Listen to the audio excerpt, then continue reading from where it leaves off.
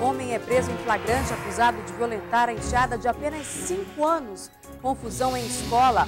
Aluno é suspeito de ameaçar e invadir o colégio para atirar nos colegas. Moradores de uma comunidade na Zona Leste fazem manifestação pela permanência do transporte executivo. E ainda, combate à intoxicação alimentar. Agência de Vigilância Sanitária certifica estabelecimentos no aeroporto de Manaus. O Band Cidade começa agora.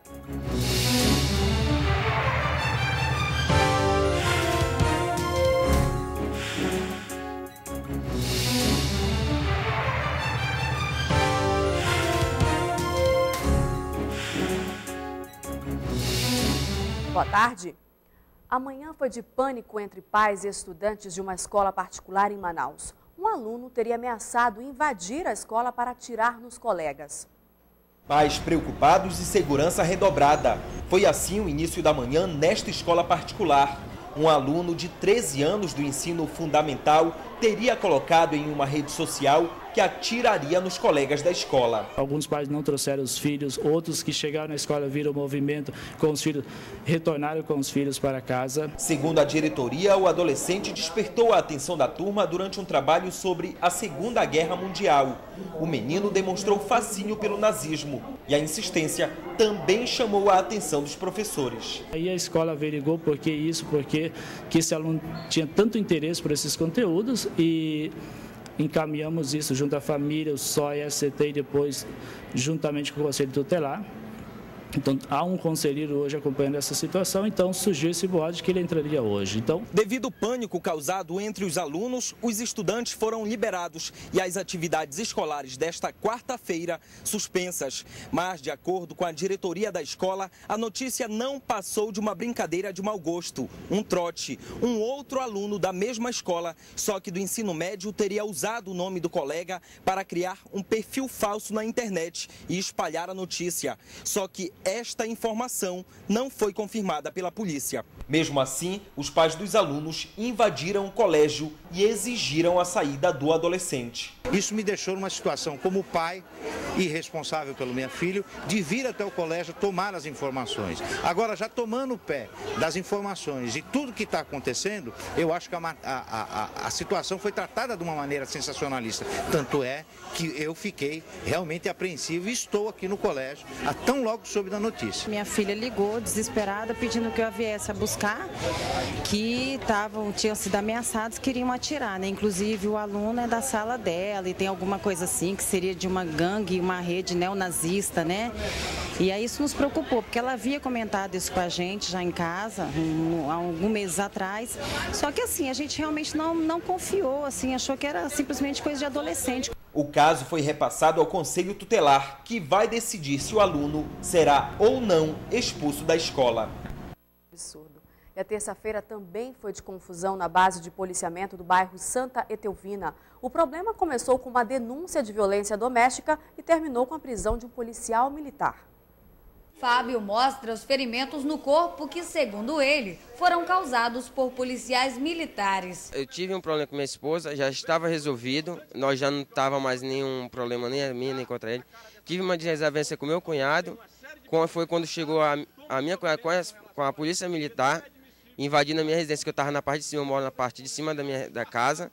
E me bateram através de tapas. Na confusão que aconteceu neste fim de semana, o pai dele, um subtenente da Polícia Militar, foi detido por evitar a prisão do filho, o que revoltou a família. A ficha do meu esposo, esses 20 anos, foi excepcional. Ele não tem nenhum comandante dele, tem queixa, ele nunca faltou com nenhum respeito. E agora foi desrespeitado, destratado por 3 policiais que entraram ontem. A família conta que tentou registrar um boletim de ocorrência, mas foi impedida, porque um já havia sido feito pelos PMs. Eles não quiseram registrar o boletim de ocorrência do meu sobrinho que tinha sido agredido. Eu falei, já que vocês não querem registrar o boletim dele, registre o meu, que eu estou denunciando os 3 policiais. E eles não registraram.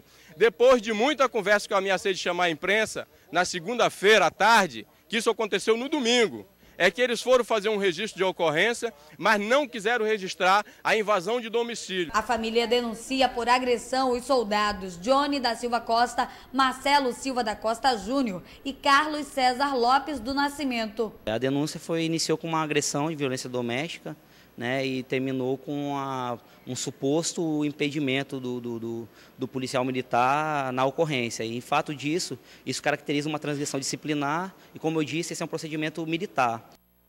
O subtenente FC Fonseca continua detido. Ele aguarda a decisão do Comando Geral sobre a conduta dele, mas a questão é, o filho acabou nem sendo preso por violência doméstica, já que a própria esposa não registrou a ocorrência.